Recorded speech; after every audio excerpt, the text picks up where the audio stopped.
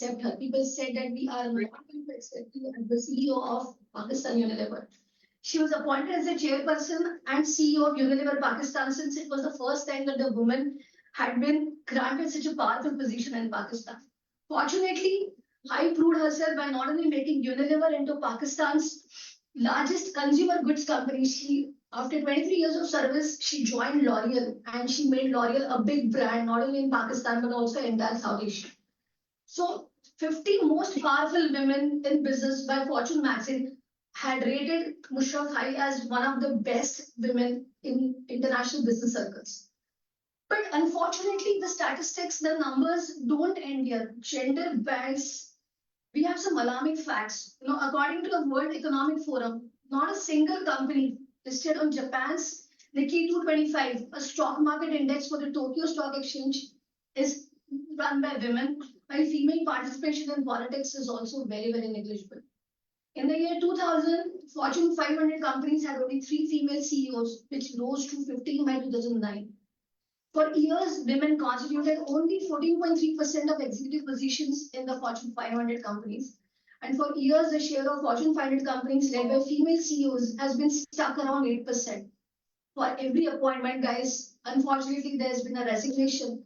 And in such a small universe, in such a corporate world, these resignations matter the most because it talks about how women empowerment is diminishing, unlikely what the statistics say or what the figures say across the world. Gender bias, another alarming facts which talk are, for the first time in Fortune 500 list, 68-year history, more than 10% of Fortune 500 companies are led by women today. The January 1, 2023 start dates of 5 new Fortune 500 companies' chief executives brought the number of female CEOs, which was only up to 53, pushing the tally over the long-awaited threshold. Why am I talking about all these numbers and what are the statistics making sense? The statistics say that gender bias still prevails. Unfortunately, gender bias is there across global countries, it is there across spheres, it is there across organizations, it is there across hierarchy. We women try to make ourselves obvious, we women try to make ourselves more felt in occupying top leadership management positions, but is the society really helping us get into those positions? Women are here and they are basically showing results. Doesn't that just make it smart to have women in every pipeline of the organization? Why do we only have women at the entry level and then the glass ceiling effect starts coming in? Why glass ceiling effect is still such a common phenomenon? And why are we not doing about it except just maybe organizing conferences, having case studies, research papers? Why is it not penetrating into the boardroom decisions of giving women leaders a chance to be at the helm of the affairs? How can the tide be made to flow in the favor of the career-oriented, focused women who wish to make a mark in the world? Just an example, Indra Nooyi was heading the board of directors, and she said, since USA has been called as the obesity capital of the world, let us reduce the salt in our chips, let us reduce the sugar in our beverages. And she was opposed by 93% of people on the board of directors, and they said, who are you? Are you Mother Teresa? Who told you to reduce the salt in our chips and who told you to reduce the sugar in our beverages? We veto this decision. And then she came up with another idea. She did not give up. She made category of foods. She made 3 categories of food. The first category was food for fun. That category had chips and Cokes and Pepsis and all other, fattening food. The second category had food for good. And that food for good was zero diet Pepsi and those diet food and diet Pepsi or diet beverages. The third category she said was food for better, where she launched oats, cereals, and those kind of foods. So she did not give up in spite of very high resistance from the board of directors. And there's this very beautiful book, I don't know if you read it. And for every woman who want to make her mark felt, you should have this book by your bedside. It is called as Life in the Full. Okay, that's Indra Nooyi's book. There is another inspiring book by Michelle Obama, which is called as Becoming. If you read that book, I mean, every time I read that book, I have tears in my eyes, and I must have read that book at least 5 times. How Michelle Obama says This White House was built by the slaves who were our forefathers. Today, my children are playing on the lawn of this White House, which was built by their great grandfathers, great grandfathers. And this is the distance that we have traveled to make our mark felt in the society, to make our mark felt in the youth. It's very touching. It's actually, whenever I'm talking, right, also I'm having goosebumps. So, women have come a long way, and whenever there is an interview where there is a woman, the first question is asked, are you planning to get married? Are you planning to start a family? Why is this question not asked to a male? A male also has got equal responsibilities when he wants to start a family or when he probably wants to get married. The another question is, would you want to relocate after your marriage? Why is this question not asked to a male? Would you want to relocate after your marriage? Why are these questions so much gender biased? Why is pay parity? I would say it is pay disparity. It is not parity. It involves gender bias can manifest in various domains. It is seen across all the domains and domains such as education, employment, healthcare, social interactions, leading to disparities in opportunities and outcomes. Gender bias talks about giving an opportunity to men more than the opportunity is. Why does a female always have to fight for an opportunity? Why does a female always have to? I remember when I was working with Eli Lilly, which is an American multinational, the first company in the world to manufacture human insulins. My performance appraisal used to go for hours because I had to fight for every point that I needed to win so that my appraisal could be in my favor.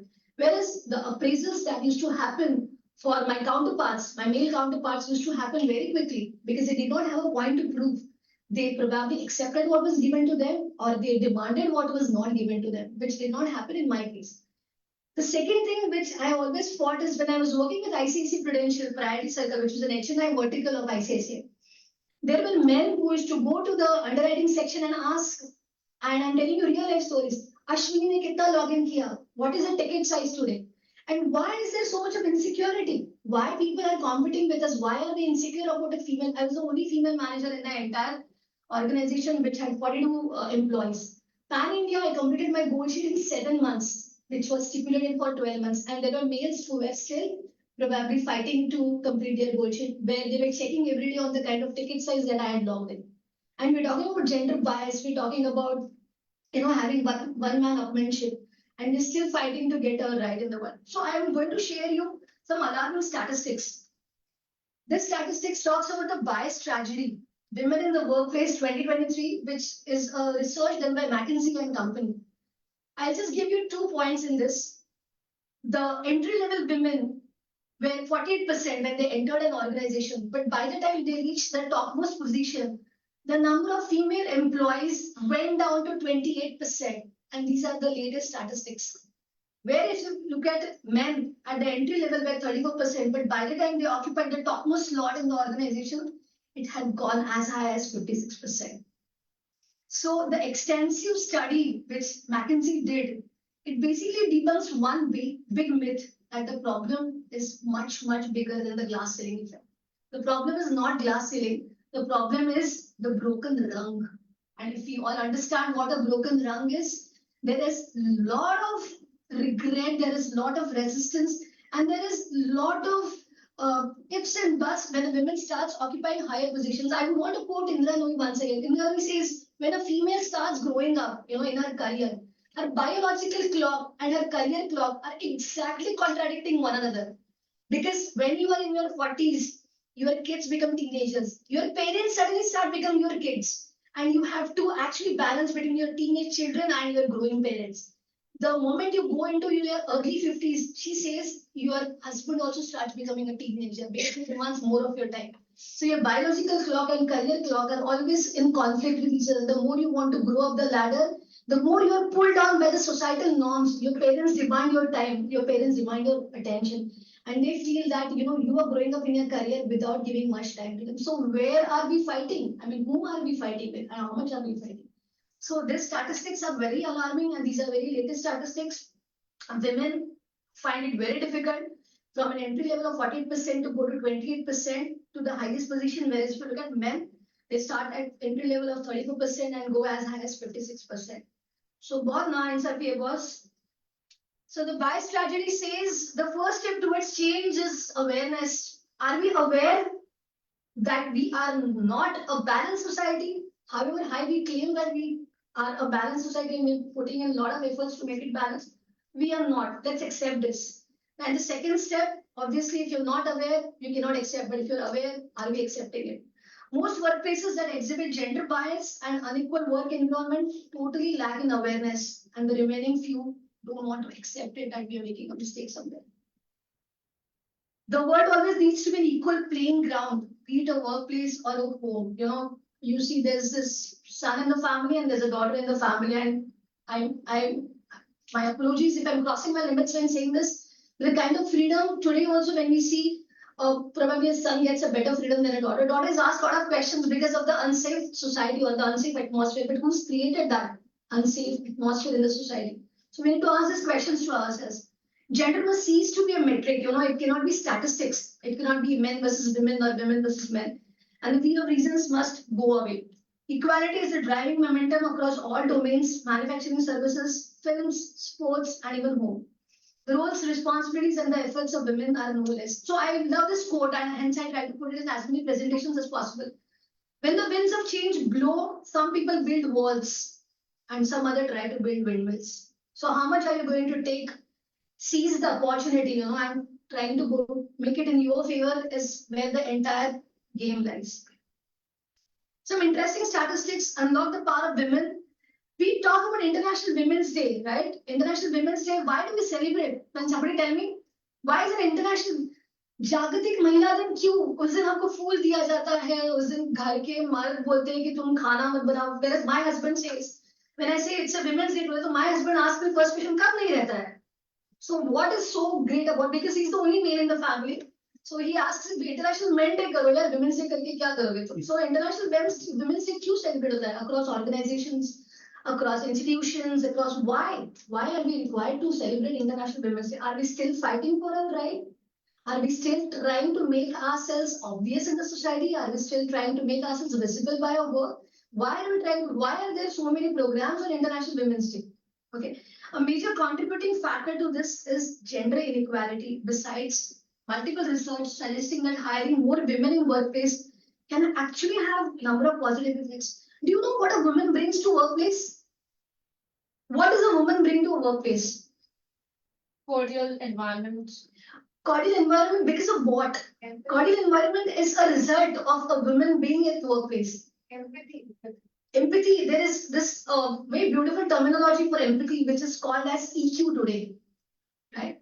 We are not talking of IQ, we are talking of EQ. So organizations are seen to be prospering where there are women at the helm of the affairs. India has been fortunate because we've had a lot of business women at the helm of the affairs, especially in banking and finance industry. You take the example of Shikha Sharma, you take the example of Chanda Koshar, keeping aside all the scams and scandals that they've done. You take Arundhati Bhattacharya, you take Naina Lal Kidwai, you take Kiran Mazumdar-Shaw. Yesterday only I read Kiran Mazumdar-Shaw has purchased 6 crore worth electoral bonds, and she said, I'm going to give it to JDS, and it is all about my white money. And she's made a news by saying that 6 koti ki electoral bonds मैंने खरीदे हैं to give it to JDS party because it's from my white money. So are we not making our presence felt? India has been fortunate to have female CEOs, female MPs, presidents and vice presidents at the helm of the affairs, especially in banking and finance industry, and they have brought a revolution. There's this very beautiful book. If you've heard of it, you should definitely read 50 Most Powerful Women of India. And it's a very nice book. It basically talks about what kind of struggles these women have done to reach to the top of the organization. Look at some expert suggestions. So what are those things that you should do so that you can bring more women to an organization and to actually kill gender inequality? Some expert suggestions for attracting and retaining a greater number of women in workplace. Especially in entertainment industry, I have seen, there is pay disparity. People keep saying कि hero को ज़्यादा पैसा मिलता है, हम उतना ही काम करके हमको कम मिलता है. Or even in educational institutions or even corporates, you can see that there is a lot of pay disparity. Why is there pay disparity? Can we not have meritocracy? Can we not have incentive-based program? Can we not have slabs based on your performance? Why cannot there be performance benchmarks? So let us start by having equal pay for equal work. Supportive ecosystem for postpartum employees. Postpartum is one of the biggest challenges that every woman goes through. Can we not have creche? Can we not have babysitting inside the organization? Can we not take care of health issues, the mental health issues during postpartum? Can we not actually create a conducive atmosphere where a woman feels great after her delivery to come and join the organization and become as productive as she was before she left the organization? Why is there a taboo? If somebody is pregnant, why is it viewed? There's a very beautiful video which I would want to show you at the end of my presentation, which would basically take care of these points, and it would actually make more sense in why I'm focusing on supporting ecosystem, especially for postpartum employees. Foster gender uniformity. Do we have gender uniformity in our organization is a big question mark. When you are trying to promote a female employee to the topmost position, am I asking her, do you have senior citizens at home to be taken care of? Am I asking whether your teenage children are giving you trouble? Are they going through puberty, or are they going to demand your attention? Why are these questions not asked to the males who are basically going to occupy the senior positions? Why is gender uniformity still a question mark and a topic of discussion when there is a female versus a male succession planning to be taken care of? Menstrual well-being policies, and there's been a lot of debate, there's been a lot of discussions, there's been a lot of ifs and buts on menstrual well-being policies of women. But I'm happy to share that there are some countries, Taiwan, Japan, South Korea, who have given dedicated holidays for women who go through this period in their particular month. And I am of the opinion, as a female standing in front of you, to confess that this should be an individual's choice. An organization should give that kind of liberty or freedom, whether the menstrual days in a particular month should be productive month for the organization of an employee, or it should be to be taken care of her well-being, mental and physical both. So it should not be a topic. तुमको कल viral हो जाता है या तुमको Covid हो जाता है, तो do you feel it as a taboo? So why a menstrual cycle of a woman has become a taboo, a topic of discussion in the parliament is a big question mark. Are we trying to gain vote bank out of this discussion and trying to make certain decisions which are in the favor of women? So there are countries who have actually declared holidays for women during this period, but there are certain countries, I would say India is one of them, who have left the decision to women itself, which I say is a thumbs up decision. Boost women's leadership representation. Women's leadership representation, how much are we boosting? Are we proud of the fact to see that a woman is at the helm of the affairs? She's going to take care of decisions. There is a lot of compassion. When a woman is at the helm of the affairs, research says, study says that the woman has been more compassionate. The woman has taken decisions which are for the well-being of people in the organization, looking after their work-life balance. And it actually makes sense because these organizations prosper. The HR policies of these organizations ensure that the attrition rate is lesser. The HR policies of the organization ensure that everybody gets a fair chance to showcase their potential. Everybody gets a fair chance to basically talk about what they can do for the organization in terms of showing productivity. Engage in continuous learning and development. Sharpen your axe. How many of us get an opportunity to be part of training and development programs? Sorry to say, but I have a lot of friends who were in training and development with corporate organizations, and the first acts came on their jobs during COVID time because organizations said, we don't have money to pay you for training and development. We want sales, we want revenues, we want profits to be generated. Training and development is a part domain. It's a domain which is no longer going to be active because we can't invest money in that. So I refuse to accept this. If you're not sharpening your axe, you're not updating your employees, you're not grooming their skills, you are out of the race for long. There are organizations, female employees who have ensured that training and development departments prospered. There were certain organizations who paid salaries even on the first day of the month in spite of all the economic recession that was going on in the COVID.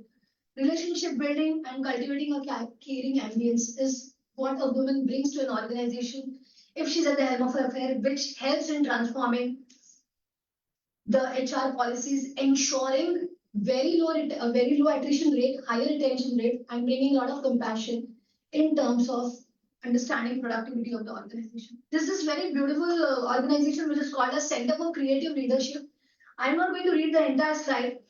There was a study conducted where hundreds of respondents were asked to estimate what percentage of individuals in the workplace were women. बहुत सारे लोगों को पूछा गया कि आपकी workplace में women कितने हैं, तो answers surprisingly and shockingly range from 0% to 100%. There were organizations who had no female employees, and there were organizations who had 100% female employees, with the average being about 45%.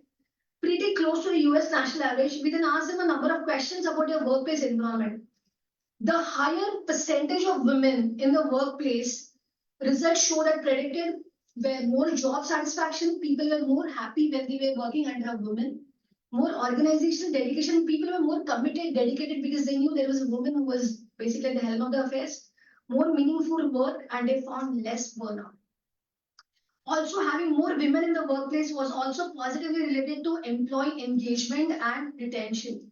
Specifically, when asked why they stayed with their current employer, people from organizations with a high percentage of women were more likely to cite positive and meaningful organizational culture, which also found that there was a lot of enjoyability of work, a job that fits well with other areas of their life, and opportunities to make a difference. So Indranui, whenever she was traveling to maybe China, she was traveling to India, she was traveling to Japan, she was traveling to so many countries. And she had a system in her office. So she had a daughter who was 6 years old while growing up.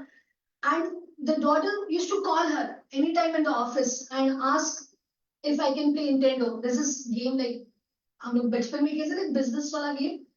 And whenever somebody 6-year-old used to call in the office saying, "Can I talk to Mama?"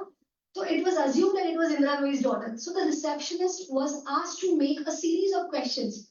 Okay, Tara, did you do your homework? Did you have your meals? Did you go and exercise?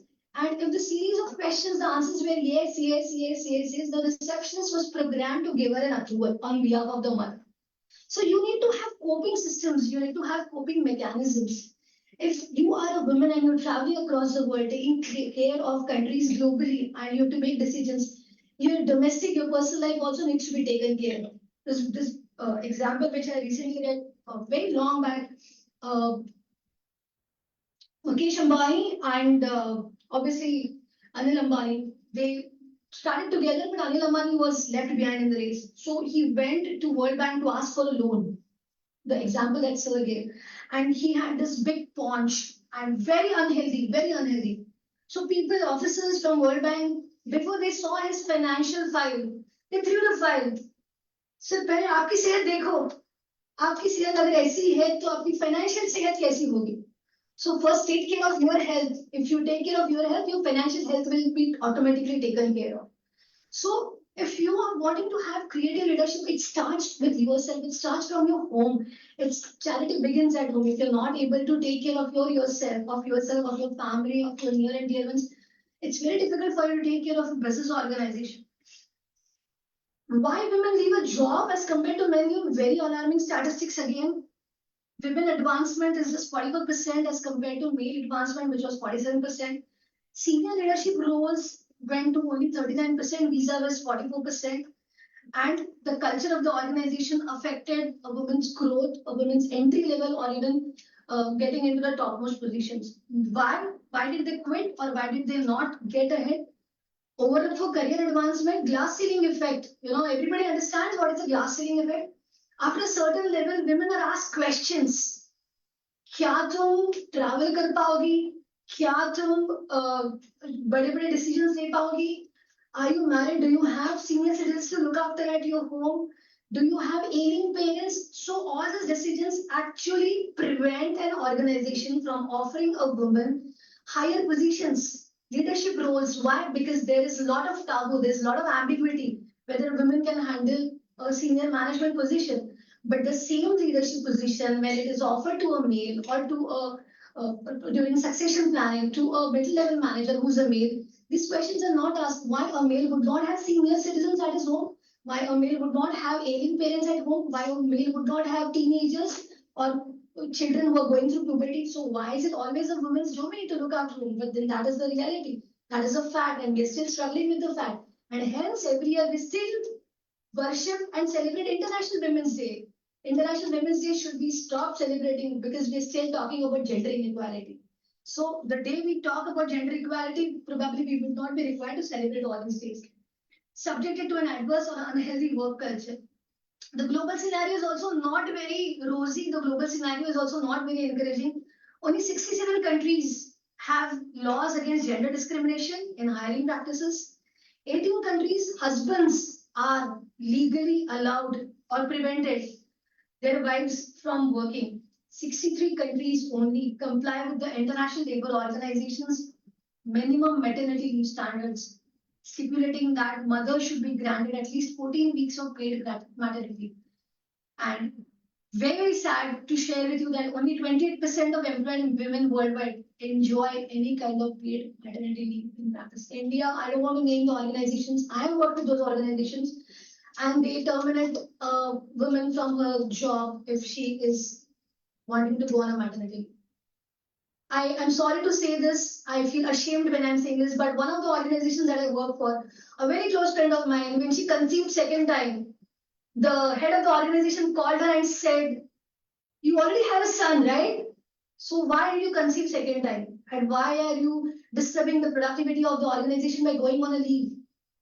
And it was a shock for all the women employees of the organization. Imagine this kind of people, this kind of questions still exist. तुमको तो पहला बेटा है, फिर second time तुमने chance क्यों लिया? So what are we? What kind of society are we talking about, and where are we heading towards? But all said and done, I still believe that the intrinsic value of female employees is unparalleled, unmatched, and unbeatable.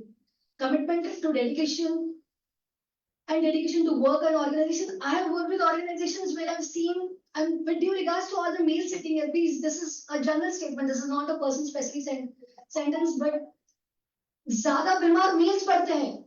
In my 1 month of service, for example, if I'm working from 1st of March to 31st of March, the male counterpart in my organization takes 10 leaves. बच्चा बीमार है, wife बीमार है, बेटी बीमार है, mother बीमार है, मैं खुद बीमार हूँ. And you think we don't go through any health issues, we don't go through any family problems, but the kind of commitment and dedication we have probably cannot be matched, cannot be parallel with the male employees. And I'm sorry, I'm not making a specific statement, I'm making a generalized statement based on my experience.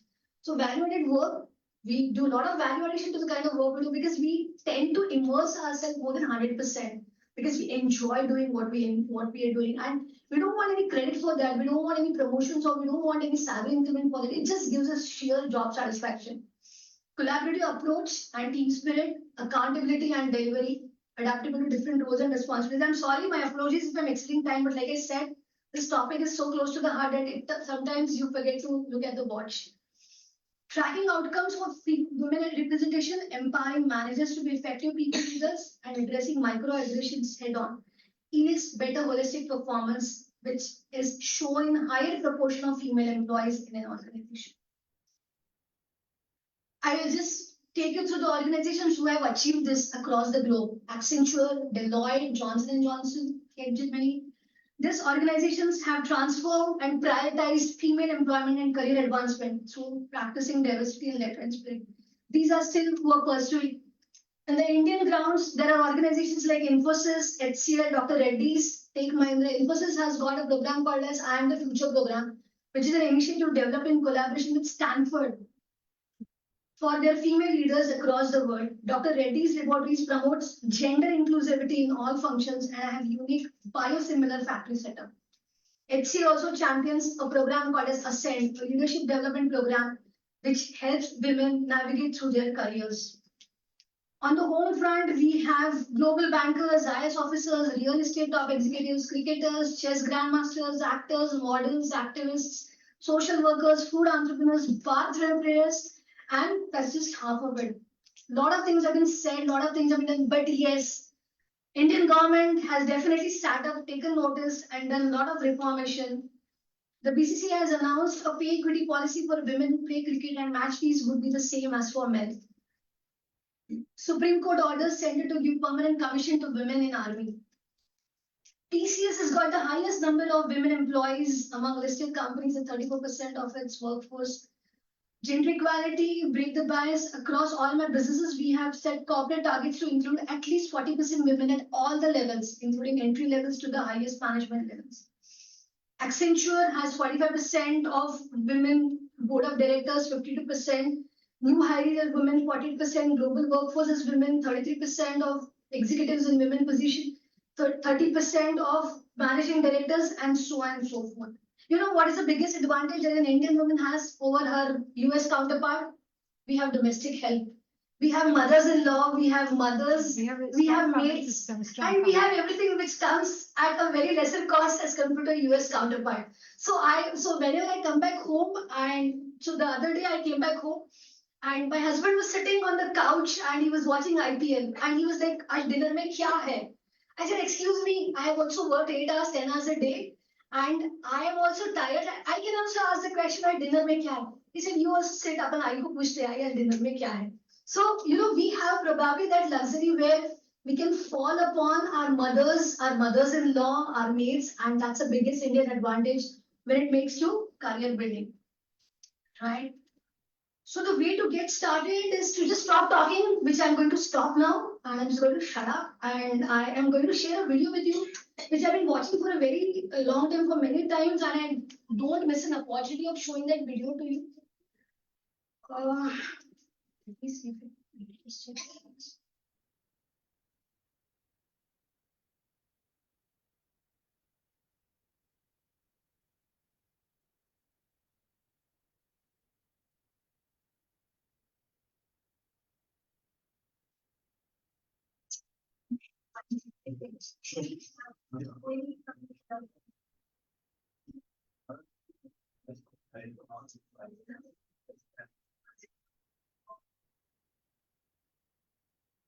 You are next. So just have a seat. There you go. Thank you.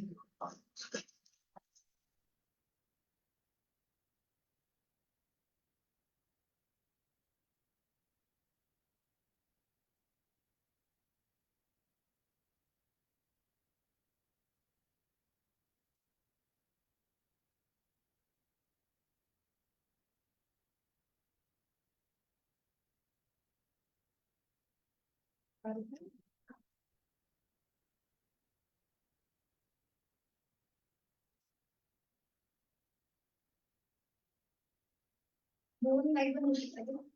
People are like,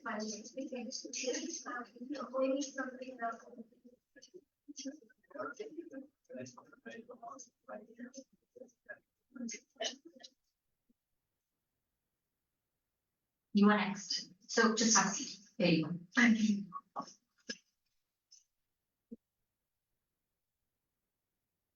paratha खाओगी? ये तो नहीं लोग घर का है, अच्छा है. Try करो. अच्छा समथिंग. अच्छा. क्लास राउंड है तुम्हारा? बहुत इंटरव्यूज हो रहे हैं. क्या पूछते हैं? शादी को कितना टाइम हुआ, हस्बैंड क्या करता है, फैमिली कब प्लान कर रहे हो, लड़कियों से ये सब पूछते हैं. सीवी नहीं देते? भेजो सो. नहीं, नोटिस पीरियड में हूँ. हाँ.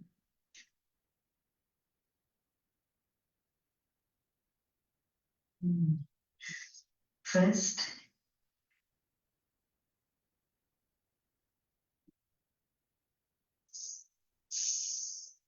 इसीलिए नोटिस बैठाकर रखते हैं सारा दिन, काम ही नहीं देते.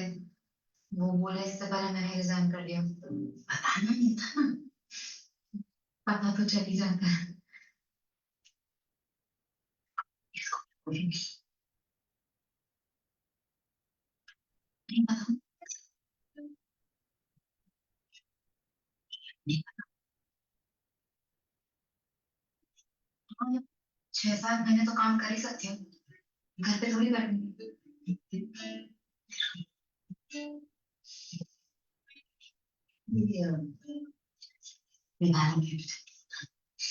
एक और ले लूंगी. हो जाएगा. Thank you.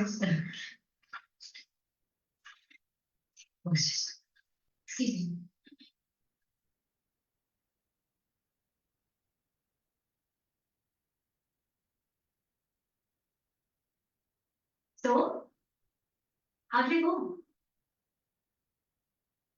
The interview?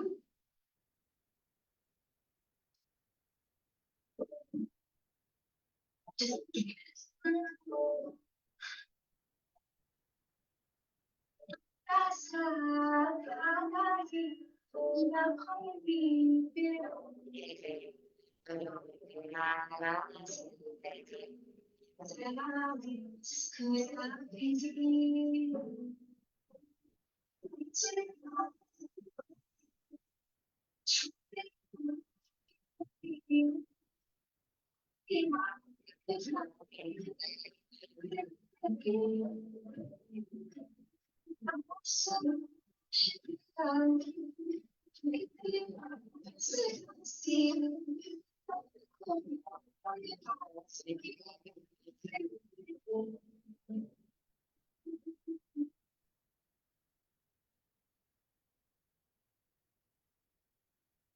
Not promoting Savyata, but yes, promoting women.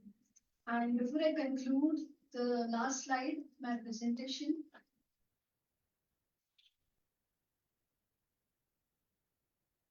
I request all the women sitting here, please be the woman who fixes another woman's crown without telling the entire world that it was crooked.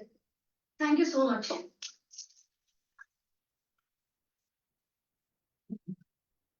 Any questions? I'm sorry I exceeded the time limit that was given to me because nobody in the audience except Bhavi sir was kind enough to warn me कि भैया बहुत हो गया. Ma'am. Ma'am. Dr. Inko from National Academy of Defense Productivity. Ma'am, no questions. You have answered most of the questions. Thank you so much. Thank you. Yeah, I have a question. Like you said so many things.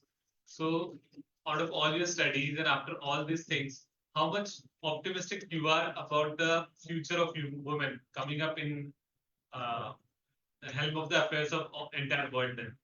So I'm the head of the organization. I'm the head of the department I'm leading. I'm the director at my MBA college. Before this, the previous college also I was the director. So I don't compromise. If I'm offered a position, if I'm offered a responsibility, and if they think that I'm worth the game, I take care of the highest position.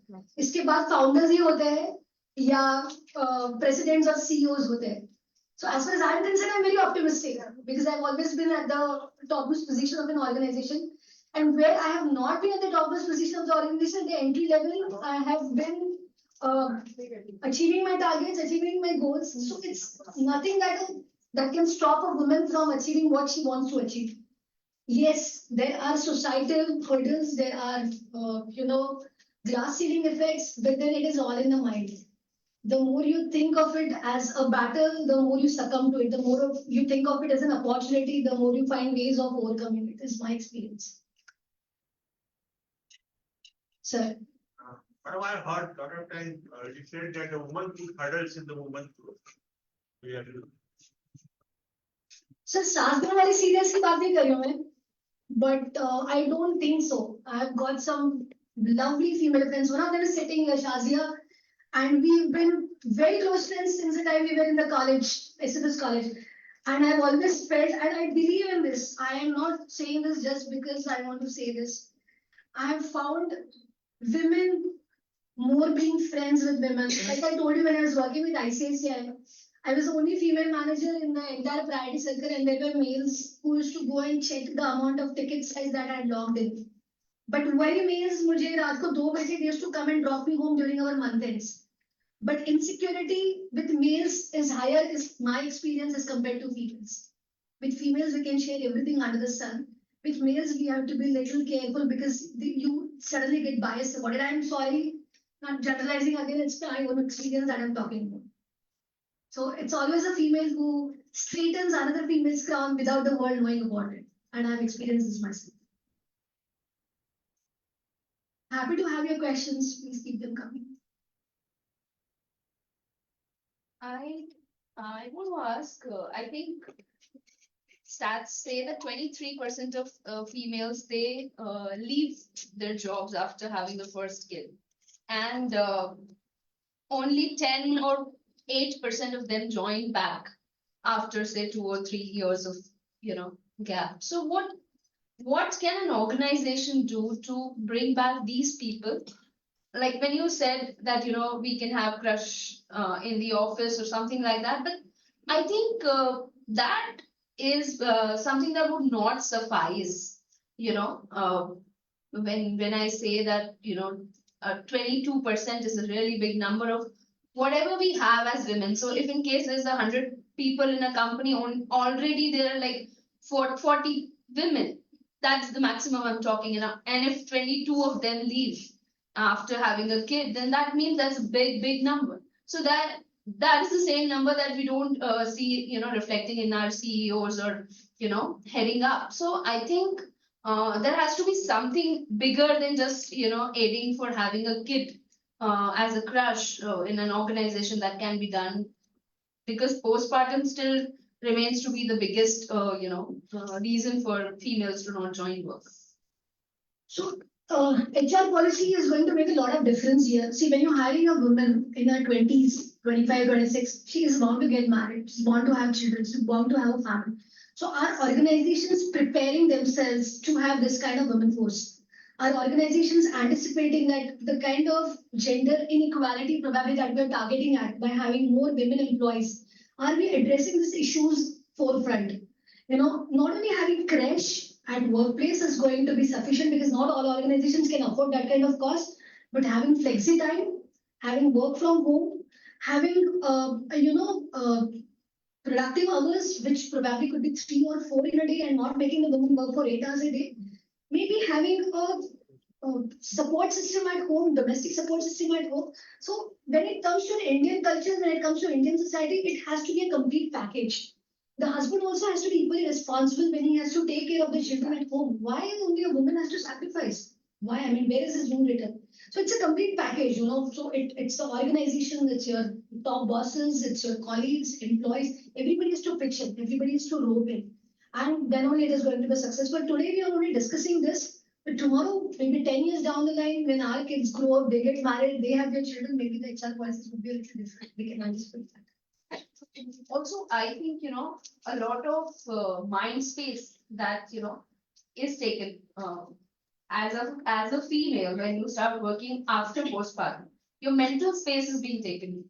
So that mental space needs to be taken care of as well. So we shoulder a responsibility. And as women, it never goes away. So if you become a mother, you always a mother. So it never leaves that, but when a father comes to office, he becomes a person who's working and not a father at office. So I think that has to be taken care of, which is a big thing. So that is called as tightrope walk, right? And that is why we would always be one step ahead of men, because we are multitaskers. If you tell the husbands in the family 3 things at a time, they would probably only grasp one, and the 2 are, kind of evaporated. But if you tell a woman, आज made नहीं आने वाली, आज office में presentation है, शाम को VI में भी जाना है, और फिर तुमको प्रीलिम्स और वाइवा का भी तैयारी करना है, तो she knows how to balance it, because probably our software is made like that. God has made our software where women are, programmed for multitasking. But I don't know how many men can do that. So there could be only few Chetan Bhagats in this world, but most of them are the normal run-of-the-mill males. So I'm not criticizing males, please. This is not male versus female kind of a debate, but it's just our experience that I'm sharing with you. But I can see more males in the hall today than females. Sorry to be the case. Sure. There is a book. If you have raised children, you can manage anything. And that's written by 2 women. Please read them. One of them is Miss Crittenden. I remember that name. It's too long the name. It's a very good book. It's written in support of women. I read that book. Sure. Yeah. So as ma'am was telling, there is more of male dominance here in reference to the numbers. But actually, I felt after this session was that this has to be intended for the males only, more than women, because they have that taboo. I would like to share one small scene from a small movie. I'm not remembering the movie name. 2 friends were talking, 2 male friends were talking, where one of the friends says, "Ki yaar, still the society is unsafe for women." So the other friend says, No, I don't think so. In my house, I have given liberty for my sister to do whatever she wants. My wife is doing, I have left it to her to do whatever she wants. Now the opposite friend says, now who are you to give that? Who are you to give the permission? That there itself the differentiation had come. Like sir has asked, how optimistic are you? So the very thought of whether why don't that question go to a man whether you are optimistic about it or not. So that itself is a very big thing that we have to work personally and professionally is what I think. And this session was meant for men only according to me. Yeah, thank So I you. hope I have served my purpose then. If it was for Yes, yes. That was a nice session, ma'am. Thank you. So see, like you said, हमको ये session करने की जरूरत ही नहीं थी. हमने ये session किया because we are talking of, we are talking of female intervention in creating HR. Why is there not a topic or an evening where we are discussing male intervention in creating HR policies for women empowerment? Why? We're still discussing female issues and concerns, right? I rather think, there should be discussions happening on how males should contribute equally on raising children. Maybe next time. यहाँ पे कुछ बाकी सब है.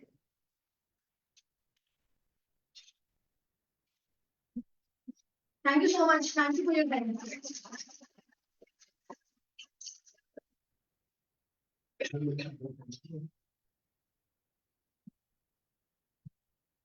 Thank you, Ashwini, for your thought-provoking session. And now it's time to announce the name of today's lucky participant. Okay. So I would like to invite Suhasji to say a few words.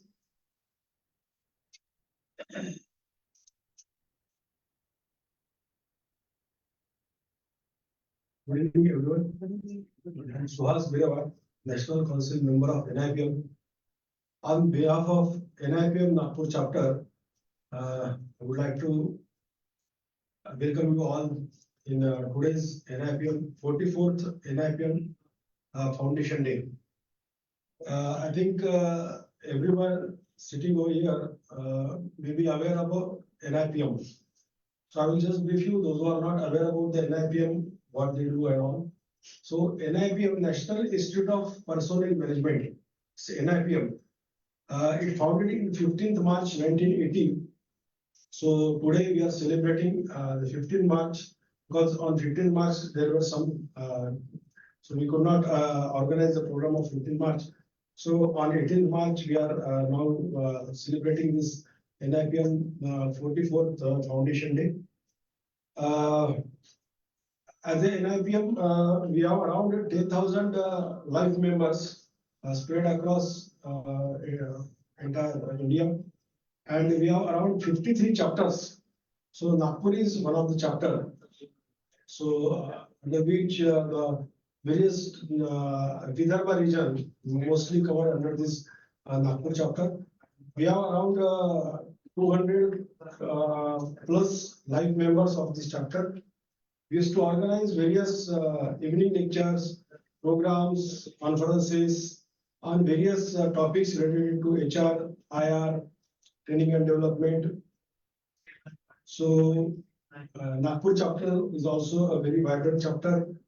I remember the days when there was no chapter, no NIPM chapter started, and I'm proud to take a name of our past chairmen, Shri Pradeepji Andare, Mr. Sanjay Dev, Shobhaji, our past Additional General Secretary Ranjitji Pandey, Suresh Pandirwar. We used to organize various program, conferences and lectures on various topics.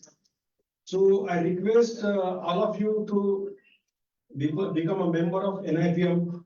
Now, since this is a Foundation Day month of NIPM, so from 1st of March to 31st of March, we have now it's a 50% discount membership rates. So you have to pay only 5,900 rupees and become a life member of this NIPM, so that You can also come out with various ideas, and it's a very good platform for networking and sharing knowledge and topics about all these HR things.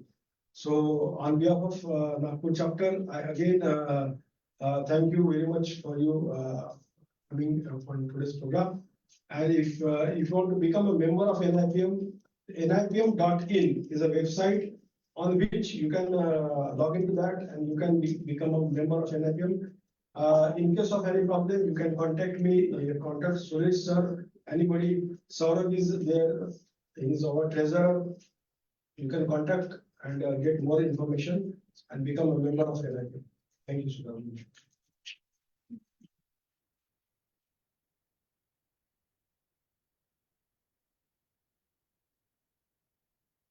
Thank you, Suhasji. Now I invite Pradeep Andhareji to please announce today's lucky participant's name.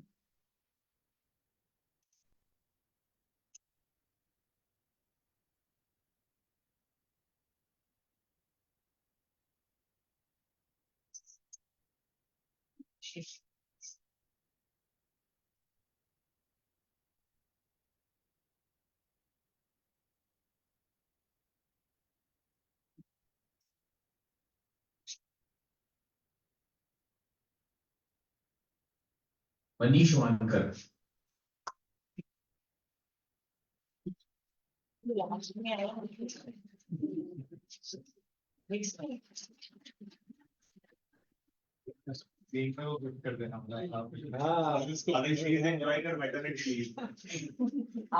Don't say anything. Thank you, Andhareji. Now we would like to felicitate few more ladies. Sanjeevni, please come forward.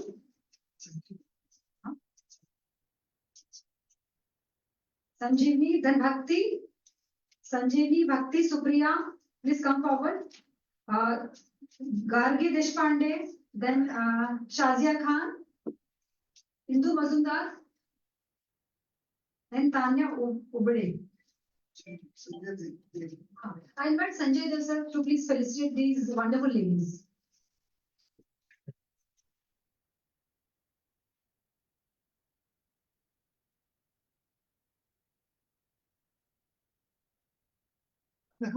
Sir, past president. Sir. Thank you, Sanjay.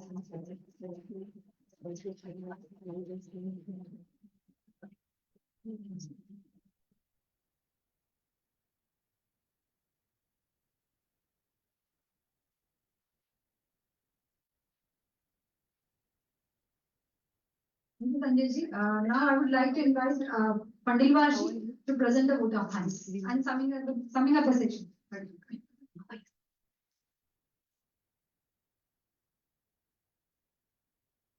Thank you, Nina. On behalf of VIA and NIPM Nagpur chapter, I would like to thank you very much for this wonderful evening. You must learn the important thing that is talked about B2B by our mentor, Mr. Bhave sir. Really, these are all very small things. And really, these are the basics actually, which definitely helps you to elaborate, to create, to work innovatively and make the policies. If your basics are very strong, you can do wonders. Thank you, sir, for basics. Secondly, I would like to thank you, Dr. Ashwini, for a wonderful presentation.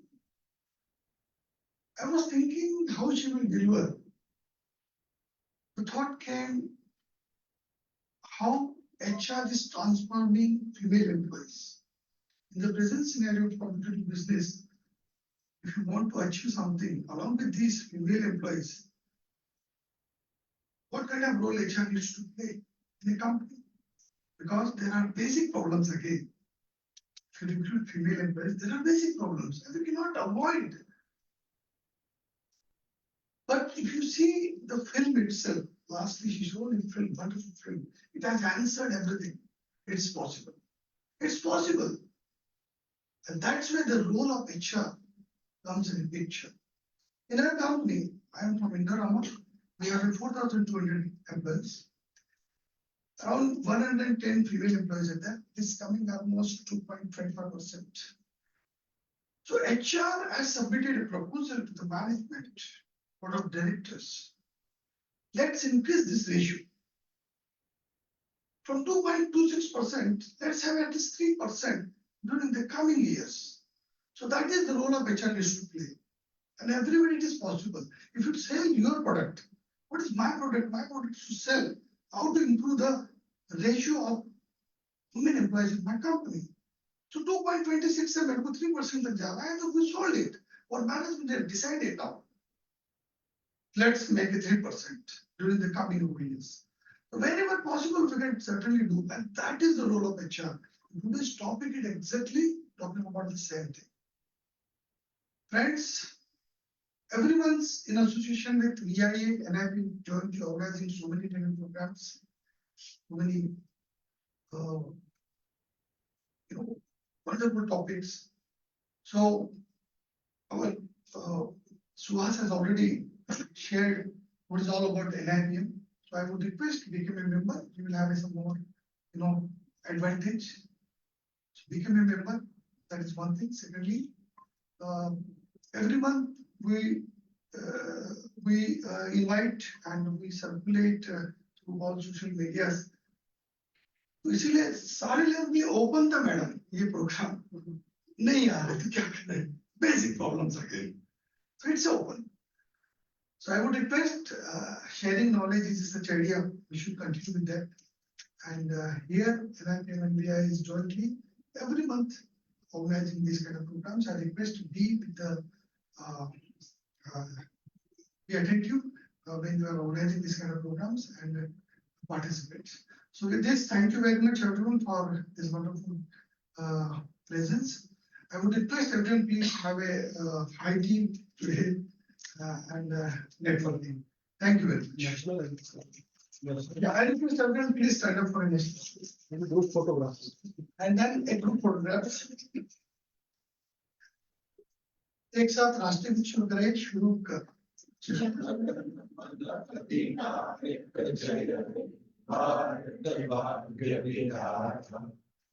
Punjab Sindh Gujarat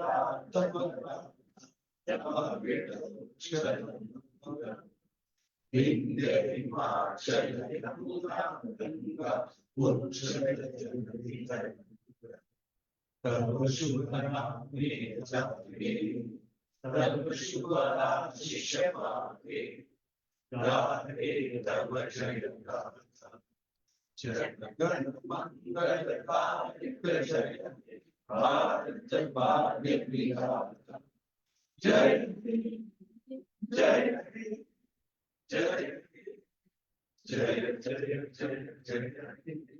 Thank you. Bharat Mata ki Jai. Vande.